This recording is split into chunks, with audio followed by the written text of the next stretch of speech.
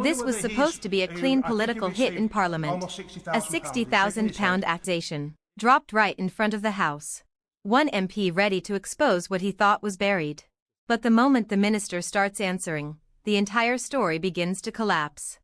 Because nothing here is what it sounded like at first. Is it relevant to what we've just had to? Had received a donation of almost £60,000. I withdrew that suggestion following an indication by the minister that was for the early months of 2004. He's received 2 donations amounting to just £60,000. I accept it wasn't in cash, so I wanted to clear what I'd said, make it clear, but on the other hand, the minister has received a significant amount of money and their interest before responding on matters which relate to Labour Together. Maybe you haven't considered that and you can give us guidance later.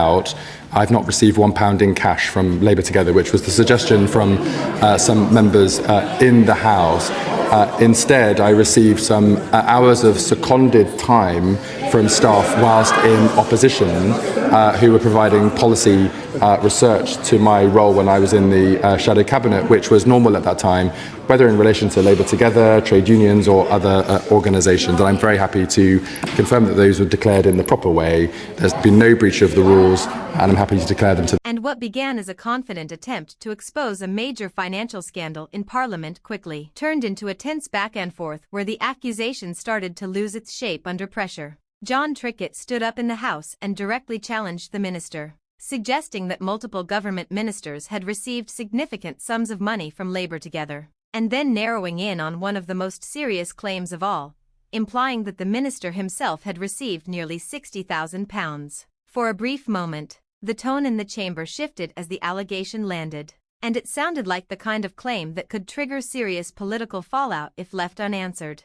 But the response came immediately. The minister didn't hesitate, didn't deflect, and didn't allow the accusation to settle. He firmly rejected the claim, shaking his head as the suggestion of receiving any money in cash was put forward. He made it clear that no such payment had ever been received and directly pushed back against what he described as a repeated falsehood being circulated in the debate. In that moment, the attempt to frame the issue as a clear financial scandal already started to weaken, because the core claim of direct payment was being explicitly denied on the record.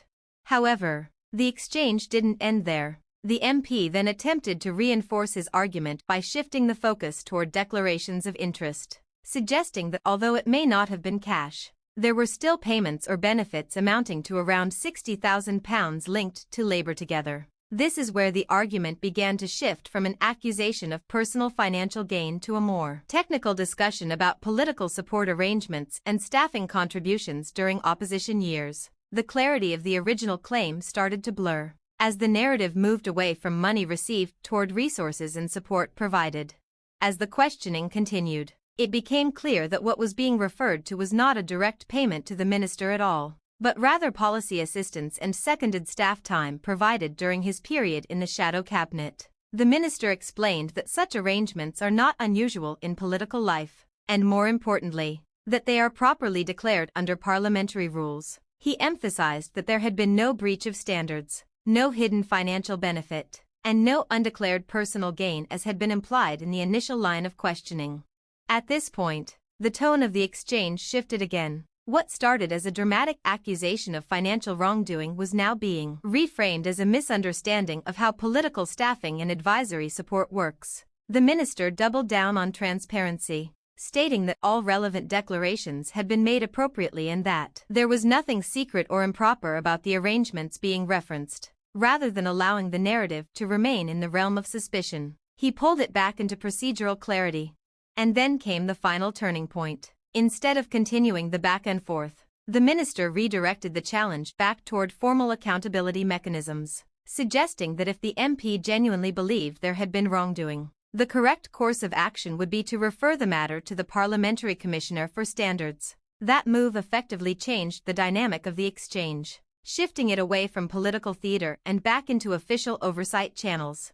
What initially appeared to be a high-impact parliamentary exposure moment built around a £60,000 allegation ultimately dissolved into a dispute over interpretation, declarations, and procedural compliance. The sharp edges of the accusation softened as details were clarified, and by the end of the exchange, The minister had not only rejected the core claim but also reframed the entire narrative as one grounded in properly declared and standard political practice rather than any form of concealed financial wrongdoing.